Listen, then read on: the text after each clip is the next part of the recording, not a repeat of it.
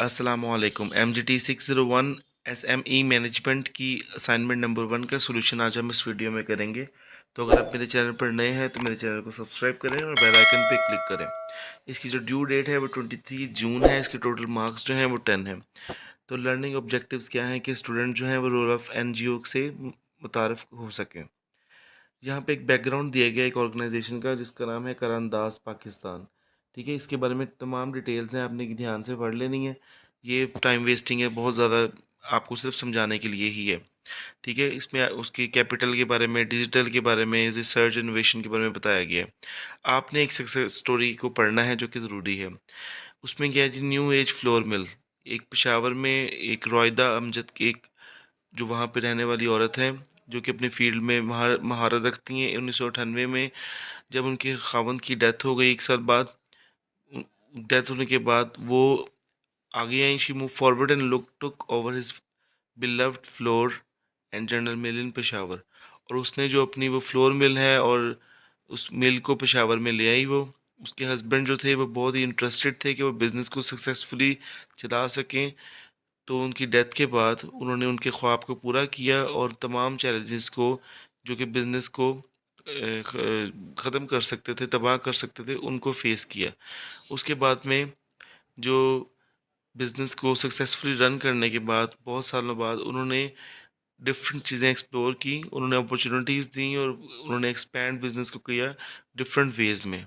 ठीक है, और एक्सपेंशन जो इनकी है वो उसमें फंड्स की ज़रूरत होती उनको थी। और उसके बाद having already deal with banks, Rohida was not too keen on paying the high markup against, कि बैंक के साथ वो डील कर रही थी, फिर भी उनको उनके पास इतनी हिम्मत नहीं थी कि वो बैंक के जो मार्कअप्स हैं उनको ज़्यादा हाई पे कर सकती।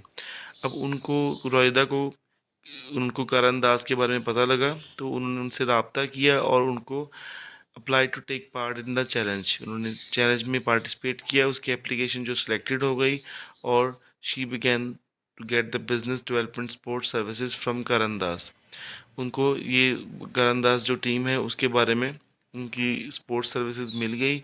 और then she was also selected for growth capital support to implement their growth plan. और उनको बाद में फिर अपनी ग्रोथ प्लान के लिए भी वो सिलेक्ट हो गई। इन्वेस्टमेंट कैपिटल इम्पैक्ट क्या है कि of Karandaaz is also shown below. यहाँ पे आपको ये बताया गया कि किस तरह से उन्होंने इन्वेस्टमेंट की और ये तमाम आपने पढ़ लेना है, ये सिर्फ आपको समझाने के लिए है।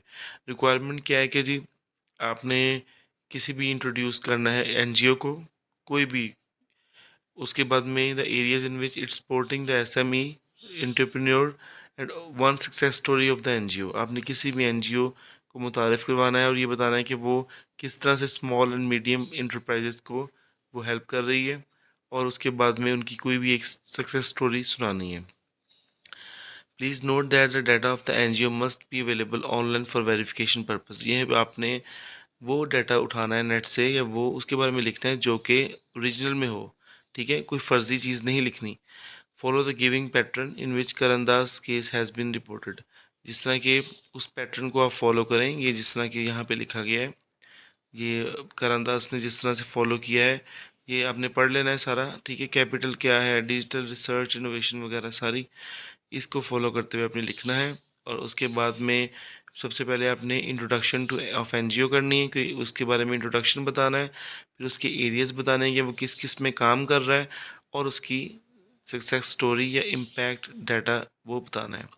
ठीक है, तो आपको बाकी रेफरेंस जो है वो karandas.com.pk से भी मिल सकता है और अबाउट या करंदाज इसके बारे में सारा आप इन्फॉर्मेशन ले सकते हैं।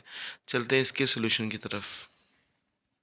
सबसे पहले आपने कारंदाज की वेबसाइट ओपन करनी है और उसको फिर थॉरली पढ़ लेना है, देख लेना है। ठीक है, आपको आइडिया हो जाएगा। देन आप लोगों ने ये लिखना है कि सक्सेस स्टोरीज ऑफ NGO इन पाकिस्तान। वहाँ पे ढेर सारी NGOs आ जाएंगी।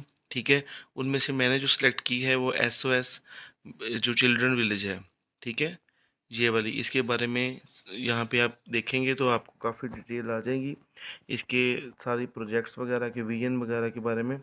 ये सारा डाटा जो है यहाँ पे अवेलेबल है जो कि मैंने अपनी असाइनमेंट में बनाया है।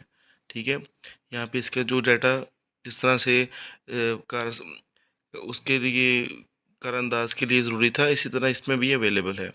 ठीक है, आपने सेम एज इट इज़ नहीं लिखना, आपने भी कोई और से सर्च करके उसके बारे में फिर लिखना है। चलते हैं इसके सोल्यूशन की। MGT 601 की असाइनमेंट नंबर 1 का सोल्यूशन हम करने वाले हैं। आपने इसको कॉपी पेस्ट बिल्कुल भी नहीं करना और आपने इसको अपनी वर्डिंग में लाजमी लिखना है। ये आपको एक आइडिया सोल्यूशन प्रोवाइड किया जा रहा है ताकि आपको इस चीज़ का अंदाज़ा हो सके कि क्वेश्चन किस तरह से सॉल्व करना है। क्वेश्चन नंबर 1 क्या है? ये इंट्रोडक्शन ऑफ एनजीओ। आप मैंने जिस तरह आपको बताया कि आपने गूगल पे सर्च करना है और जौन सी एनजीओ के बारे में आपको डिटेल मिलती है उसके बारे में आपने लिख देना है। एज इट इज़ मत लिखें, ये तो एज इट इज़ मैंने लिखा हुआ है, पर आपने जो है उसको अपनी वर्डिंग में एक्सप्लेन कर देना है। जहाँ पे बहुत सी एनजीओज वर्किंग कर रही हैं हमारी सोसाइटी में, पर जो मैंने चूज़ की है वो SOS चिल्ड्रन विलेज है, जो कि एक working for the growth of children है, जिनके पास कोई एजुकेशन, शेल्टर या सिक्योरिटी नहीं होती।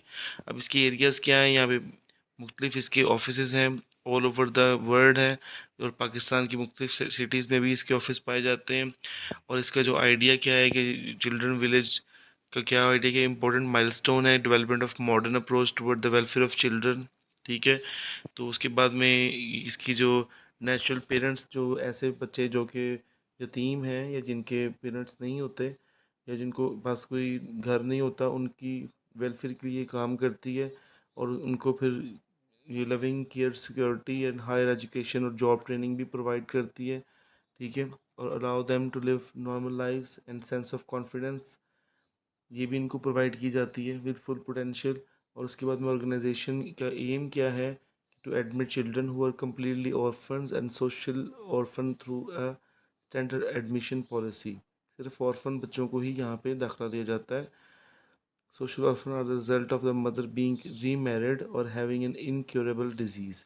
ऐसे बच्चे सोशल ऑर्फन जो कि जिनकी वालदा ने किसी कहीं और शादी कर ली है और उनके जो बाप वो वफात पा चुका है, तो इस तरह के या वो माँ जो है वो बहुत ही किसी बीमारी में मुब्तला है। ये इनकी तमाम डिटेल्स हैं। आपने सिर्फ इंट्रोडक्टरी मैंने बताया है, यहाँ पे आपने ज़रा थोड़े 3-4 पैराग्राफ बना के लिख देने हैं, ज़्यादा भी एक्स्ट्रा मत लिखिएगा, फिर बुरा इम्पैक्ट पड़ता है।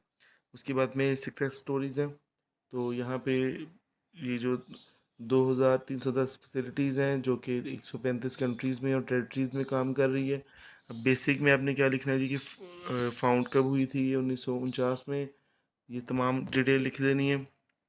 उसके बाद में फाइनेंसिंग के बारे में लिख देना है कि इसकी ग्रॉस इनकम जो वो कितनी है, प्रोग्राम एक्सपेंडिचर्स कितने हैं, टोटल एक्सपेंडिचर्स कितने हैं, फिर पीपल जो है उन्होंने हेल्प की, वो चिल्ड्रन फैमिली स्ट्रेंथिंग, ये सारी आपने डाटा वहाँ से लेके लिख देना है। ये डाटा सेम होना चाहिए, इसको आपने चेंज नहीं करना। होपफुली आपको इसकी समझ आई होगी। वीडियो को लाइक कीजिएगा, शेयर कीजिएगा और मेरे चैनल को सब्सक्राइब करें। थैंक यू, अल्लाह हाफिज़। ऐसे स्टूडेंट्स जो कि पेड असाइनमेंट बनवाना चाहते हैं, वो भी डिस्क्रिप्शन बॉक्स में नंबर दिया गया है, उस पर रब्ता कर सकते हैं और इस सोल्यूशन के लिए आप भी मेरे व्हाट्सएप नंबर पर रब्ता कर सकते हैं। Thank you.